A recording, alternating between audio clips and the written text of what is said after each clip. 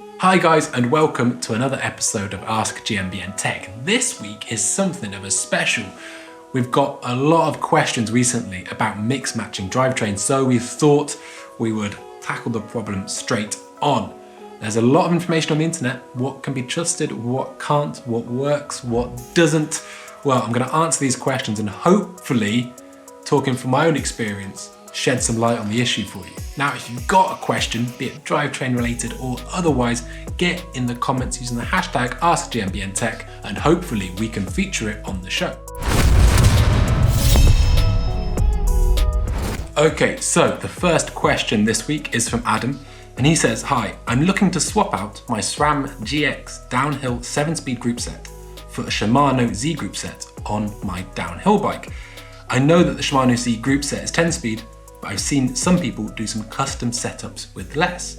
Would I be able to use a Shimano C group set with a SRAM GX downhill cassette?" Technically, no, of course not. But in my experience of using 7-speed downhill cassettes, using the 11-speed spacing, they do seem to work with the 10-speed Shimano. Not as well, I don't think. They just maybe sometimes have a little bit more hesitation, but they do work.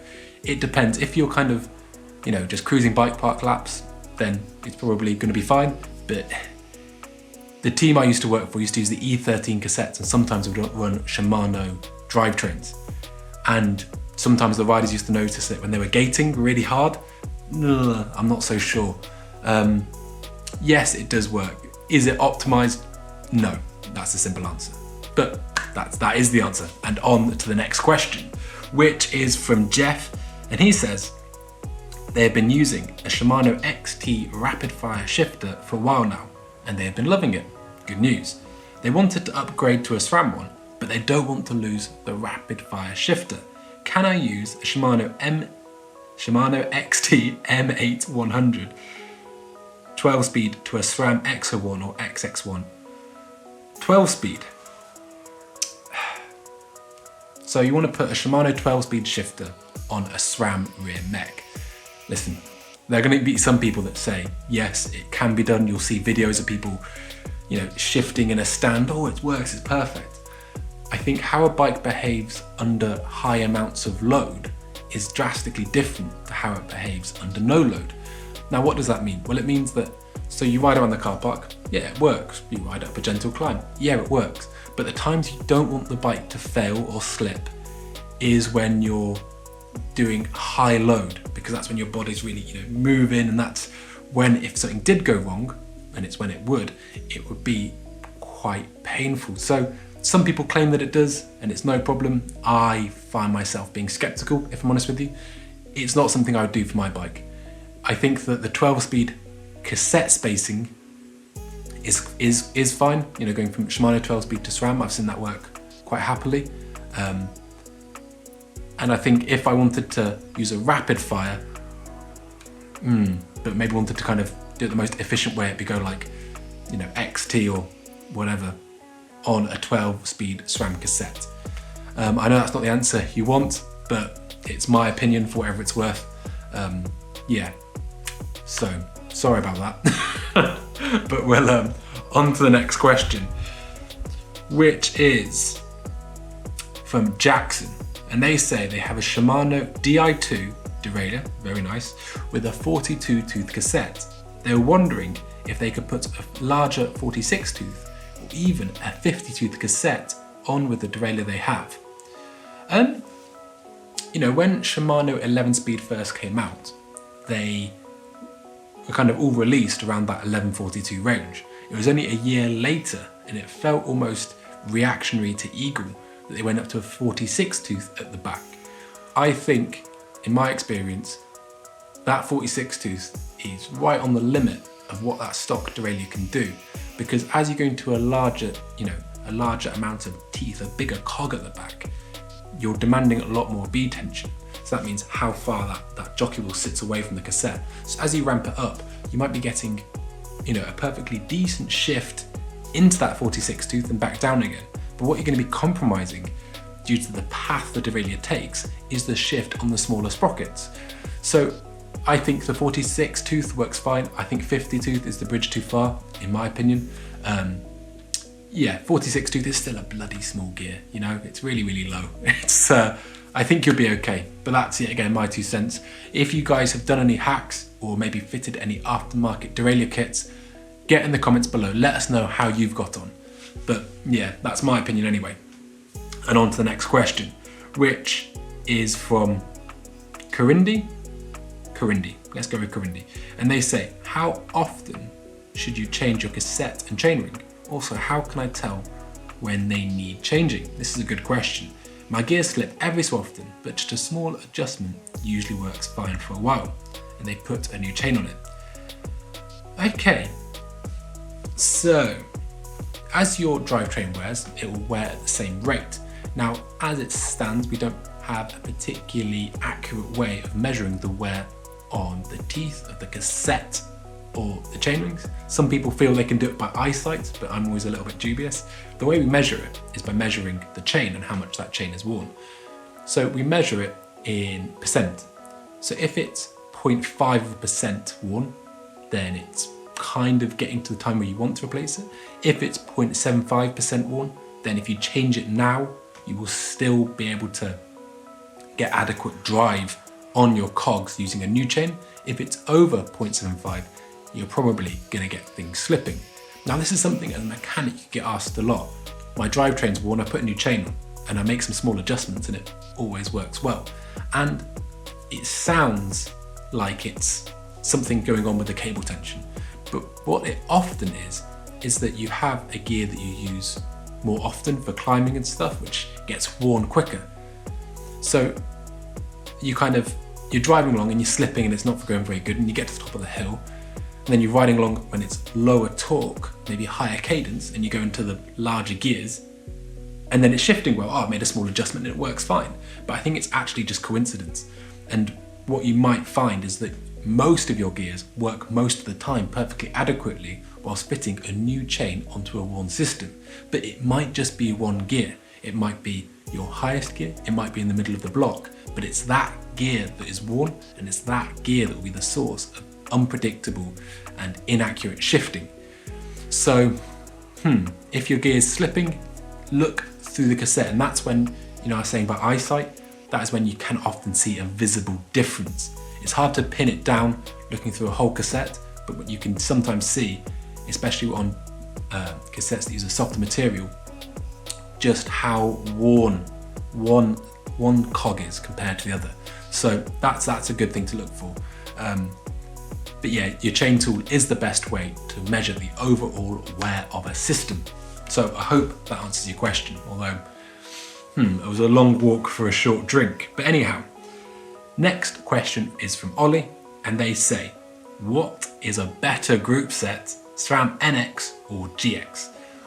Well, this is actually a fairly non-controversial answer. GX is better. It's the more expensive of the two, so I don't think I'm treading on any toes saying that.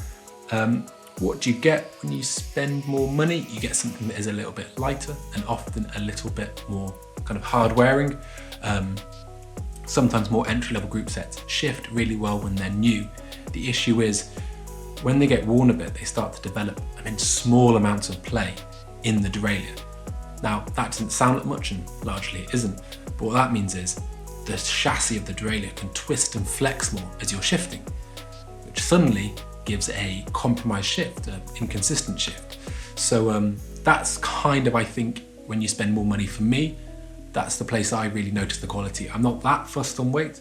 The one thing I really like is knowing that whether it's 3 months, 6 months down the line, a year down the line, your bike is still going to be shifting as well. And that's just because the equipment is made to a higher tolerance using higher quality parts. And that's the same for going to Dior, SLX, XT, XTR, or in SRAM's range, going from NX, GX, XO, XX.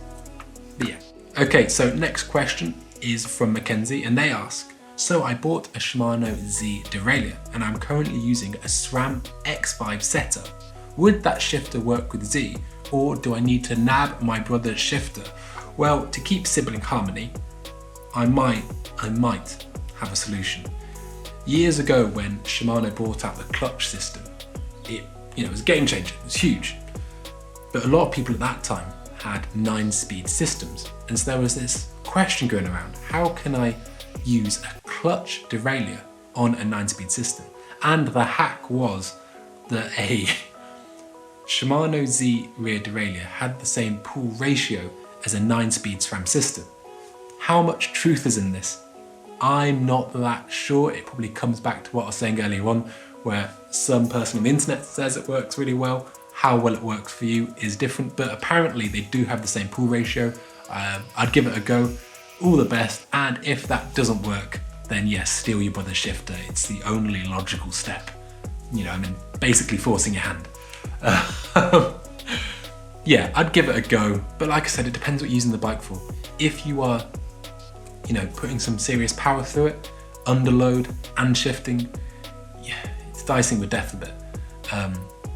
If you're just pottering around, maybe like I said, using it just for downhill ones or something, it would probably be fine. That's as pragmatic of an answer I can give. On to the next question, which is from Simon, and they say, can I use a SRAM Eagle chainring on my SRAM NX 1x11 setup? I reckon so. Yeah, I've done that stuff before and it's been fine. Yet again, it probably comes down to optimization, but I think for me, it's fine. But I'll probably find out in the comments that I'm completely wrong, but I've done that stuff before and it's worked perfectly adequately. So there we go, short and sweet. On to the next one from Stan, and he says, could you fit a SRAM Axis rear derailleur to a Shimano 1051 tooth cassette?